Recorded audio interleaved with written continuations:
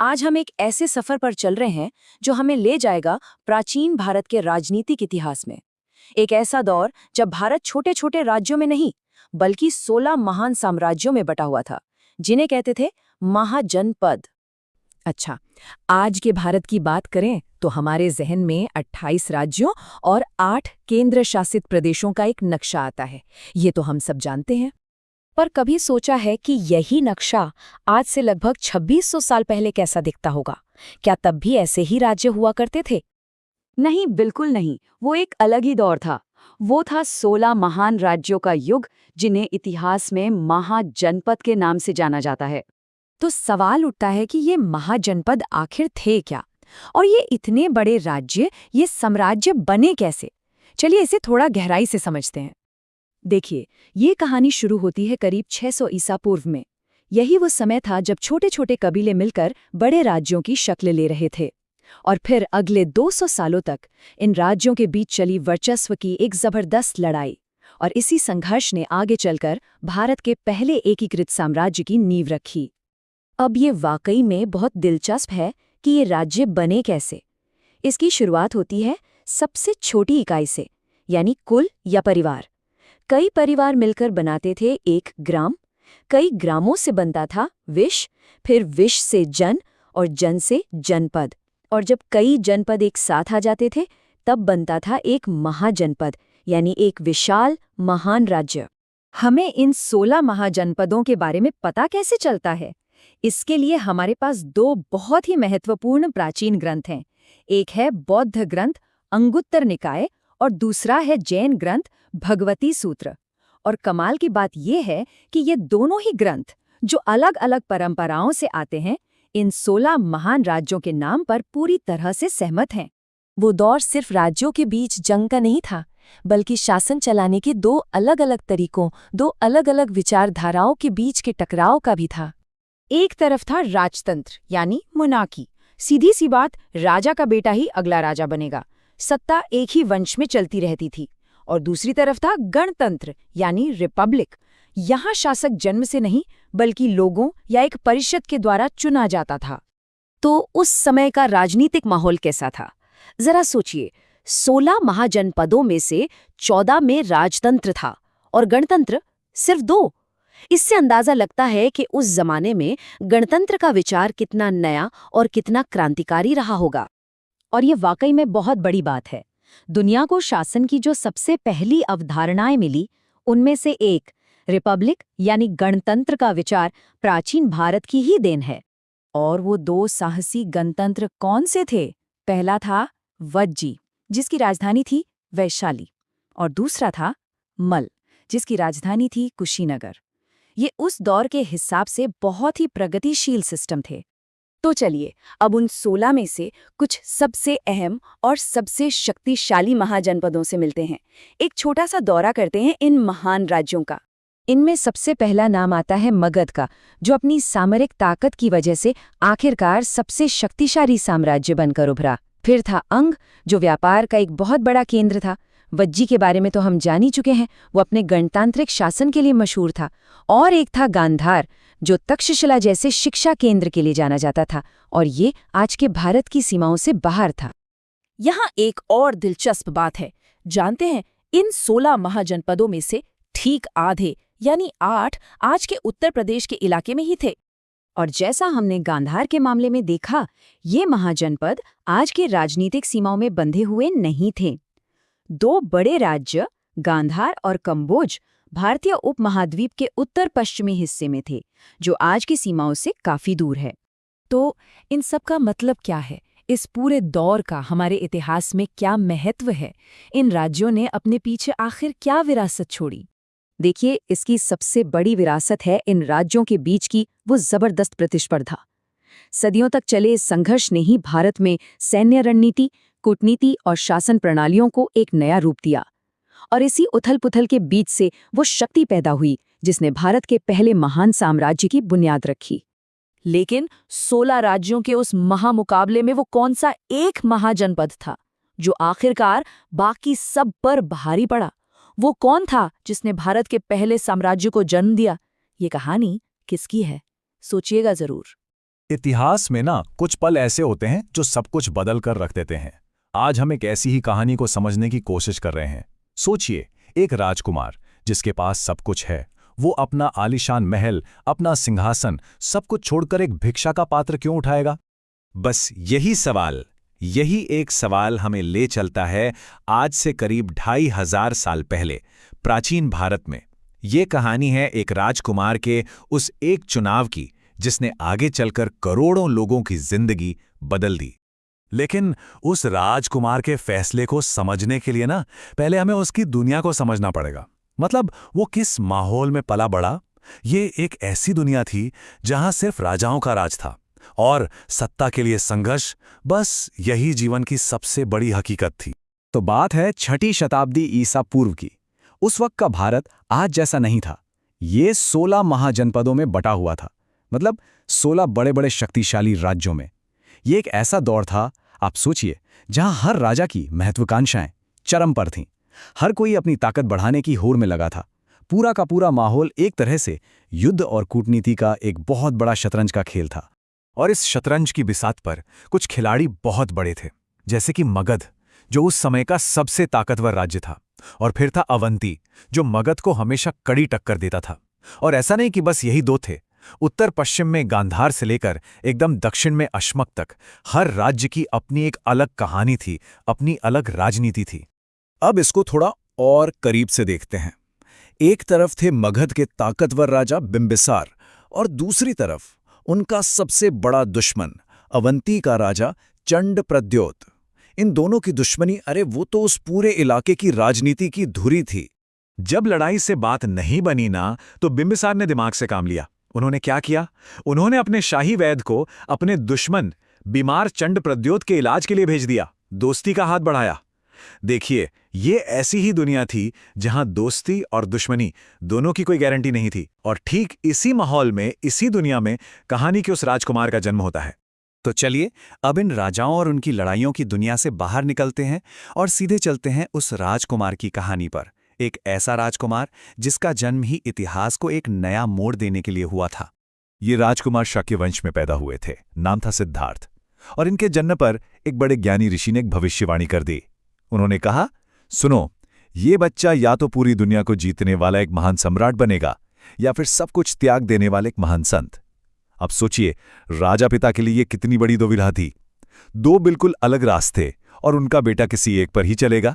राजा शुद्धोधन ने तो मन में ठान लिया था, बेटा तो सम्राट ही बनेगा, संतवंत कुछ नहीं। और ये पक्का करने के लिए उन्होंने एक ऐसा प्लान बनाया, एक ऐसी योजना जो शायद ही कोई पिता अपने बेटे के लिए सोचे। उन्होंने सिद्धार्थ के चारों तरफ मानो एक सोने का पिंजरा बना दिया।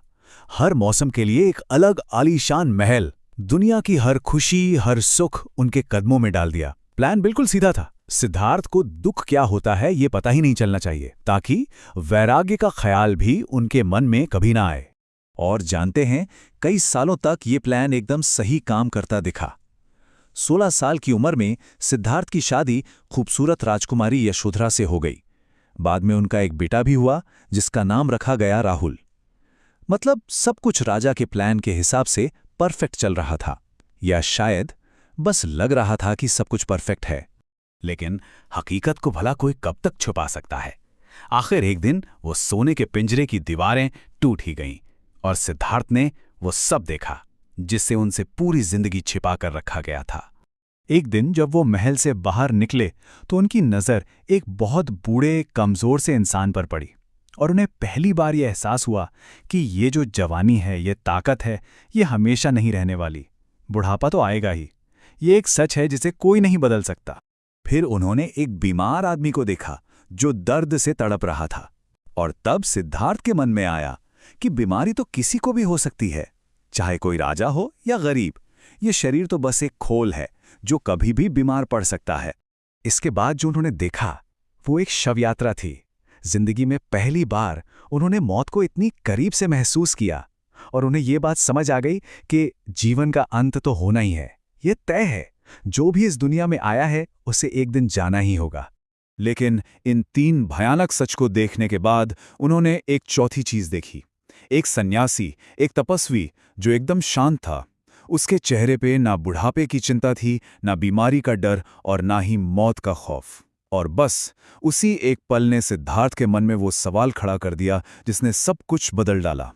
क्या इस दुख से निकलने का कोई रास्ता है? इन 4 नज़ारों ने राजकुमार सिद्धार्थ को अंदर तक हिलाकर रख दिया। अब वो महल के झूठे सुखों में एक पल भी नहीं रह सकते थे। उन्हें जवाब चाहिए थे। और इसी खोज में उन्होंने एक ऐसा फैसला लिया जो उनके परिवार और पूरे राज्य के लिए एक बहुत बहुत बड़ा झटका था। सिर्फ 29 साल की उम्र। इस उम्र में सिद्धार्थ ने फैसला कर लिया कि वो उस सोने के पिंजरे में, उस झूठ में और नहीं जिएंगे।